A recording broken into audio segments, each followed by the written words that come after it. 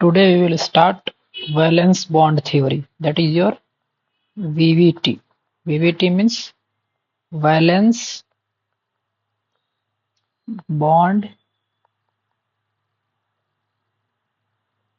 theory. So what is valence bond theory? This is about the orbitals overlapping and how it will be taking. So we'll write some postulates about the valence bond theory. So write down your first postulate is bond will be found by overlapping of two half-filled orbitals. So write down first bond will be formed by overlapping of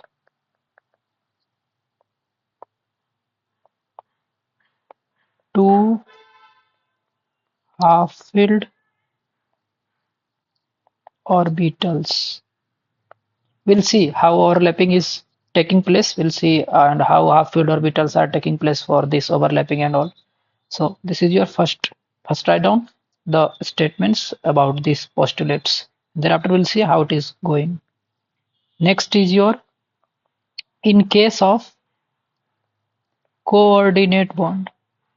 In case of coordinate in case of your coordinate bond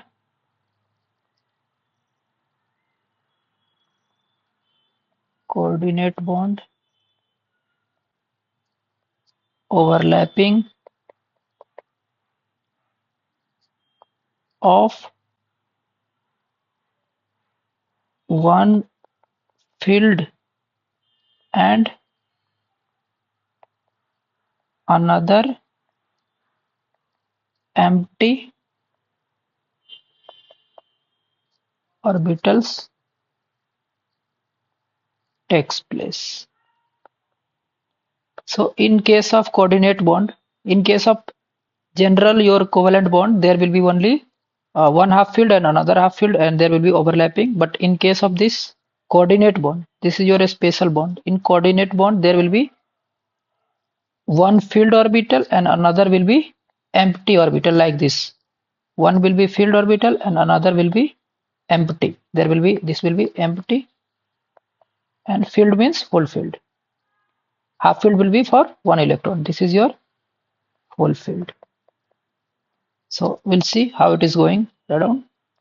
Next postulate is more will be the overlapping, then there will be more bond strength. Means if orbitals overlapping is more, it means there will be better bond strength.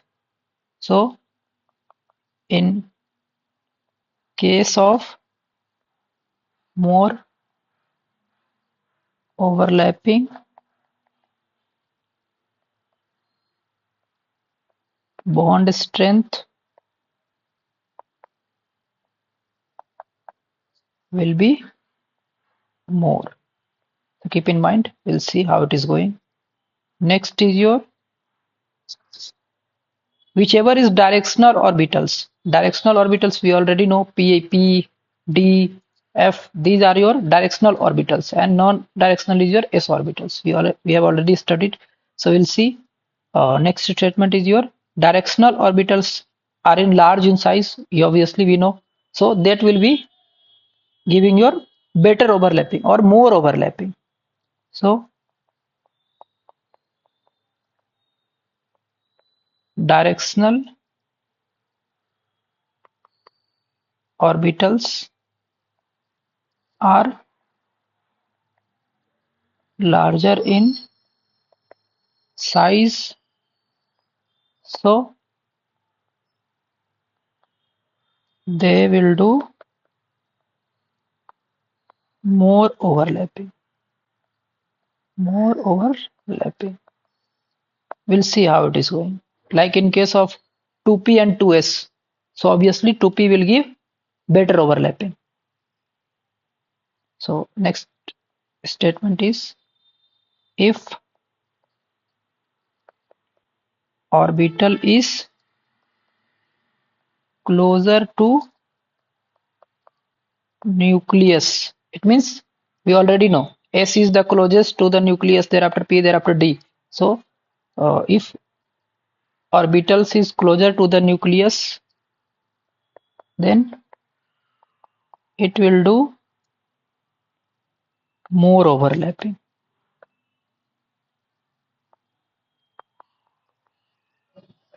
And will form stronger bond. So write these postulates and see, like when we have already studied, it means what?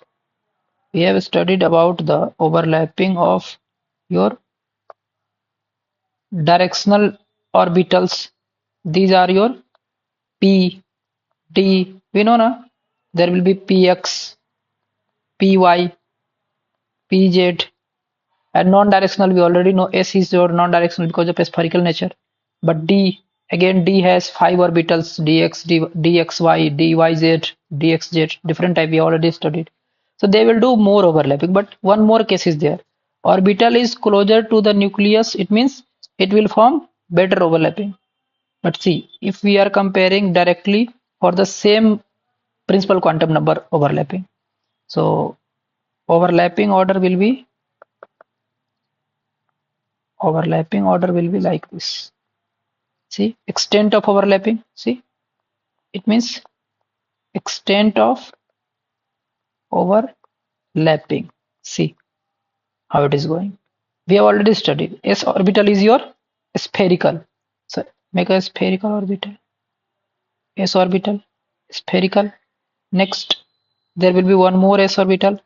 So consider overlapping between S and S. And next will be, it means next take one S orbital and another P orbital. And we are taking in axial way. So we'll see how it is going. And there will be S and P. It means what? We already know this is your directional. This is your non-directional. It means if there is 2S and 2S and there is 2S and 2P. So 2S and 2P will give better overlapping. Again, if there is 2P and 2P. If there is 2P and 2P. So this will give the best overlapping. It means extent of overlapping will be more good in case of 2P and 2P. It means it will form more stronger bond. It will form what? More stronger bond. Here is the case. See, so we'll come with now there will be two type of overlapping. One could be what? Axial. See, these are on the same axis now. So this will be known as axial overlapping. So write down. So there will be two type of overlapping. Write down first type, and first type is your, what is first type? So first type is end to end. There is name end to end, or we can say axial. It means on the same axis. This is very simple. We have to see just axis. If one is on x-axis, then another orbital should also be on the same axis, x-axis only. If that another is on y-axis, then end-to-end overlapping is not possible. So we have to see. It means what? New heading is your end-to-end overlapping. It means axial overlapping. Axial overlapping, how we can do? So axial overlapping we can do by what? Overlapping along the same internuclear axis. Overlapping along what? Same internuclear axis. So internuclear axis should be same, and by this overlapping there will be sigma bond formation. There will be two type of bond, we already know. So by this overlapping there will be sigma bond formation. So pi bond formation will be by different overlapping, second overlapping. So this will be the sigma bond formation. But see how this is going. So, but we know in case of s orbital, there is no need of axis because this is your non-directional. You already know. This is your what? Non-directional. So it will always form if there is two s and s and s. It means it will form always your what? Sigma bond. So this is represented by this. These two are overlapping and one. This will be the after overlapping. This orbital will be formed. And this is nothing but this is not real. We have just assumed like these two s and s are overlapping and this orbital is formed. So this is just a hypothetical diagram. We don't know exactly what is going, but this will be the best representation to study. That's it. We are doing this to study for study purpose only. And there is sigma bond formation because of s and s is going. So this will be, and this axis is known as what? See, this axis is passing through the internuclear of this also and this also. So this will be known as internuclear axis. And both are along the same axis. So this is your sigma bond formation. If there is two s orbital, na, always this will be forming the sigma bond only. So see, next we are taking one example. Suppose I am taking HF. So how there will be overlapping? So whenever you have to check now, very first step will be your what? You have to write the electronic configuration. So write the electronic configuration for H. What will be the electronic configuration? There is only one electron. So this will be 1s1. It means in s orbital there is only one electron. There is only one electron in s orbital, and this will be represented like this, half arrow. So in S1s there is only one electron. Now see, in case of F, if you will write, there is how many electrons? 9. So 1s2, 2s2, 2p, 2, 2, 4, 5, 9. So there is 5 electron in your p. So see, draw the p. And always remember, your valence electron is only going in your reaction, not reaction, in overlapping. Only valence shell electron. Valence shell is here second, 2, na? N is equal to 2, principal quantum number 2. So it is going in overlapping. So see, there will be p. So p orbital, px, py, pz. So 1, 1, 2, first single, thereafter start pairing. So this is your 5 electron. This is for 2p. But see, here is your 1 electron, here is your 1 electron. So this will be going in your overlapping.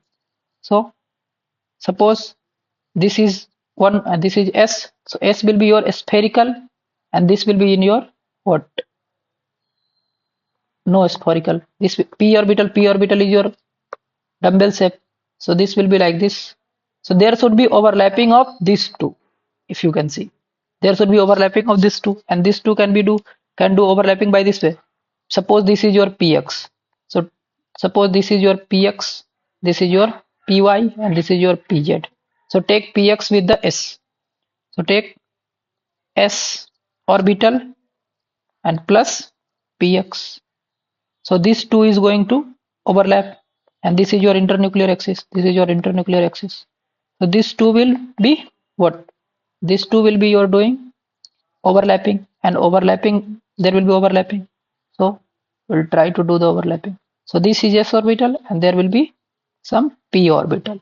So these two are getting overlapped and there is overlapping. So internuclear axis, along the internuclear axis. So this will form a hypothetical sigma bond, and we generally represent this as this. So this is your hypothetical sigma bond. So like this way we can see the hypothetical concept of overlapping. We are just seeing the hypothetical concept of overlapping, how it is going. So this will be the overlapping. Now suppose there is 2p orbital. How this will be doing the p orbitals overlapping? So suppose there is 2p orbital and we have to do what? Axial overlapping or end-to-end axial overlapping. So how we can do? So see how we can draw the first we know p orbital. So suppose these both are px and px. So both lobe will be on the x-axis only. So x-axis. We are taking px and px because we have to assume on the same axis. Only then there will be the sigma bond formation. If the axes are changed, if you are taking px and py, then there will be no axial overlapping. See, suppose I am taking one px and this is your x-axis and this is your y-axis, and I am taking another py. So py will be like this. So there will be no axial overlapping. There is no axial overlapping. This is not possible. Axial overlapping in this case. We can easily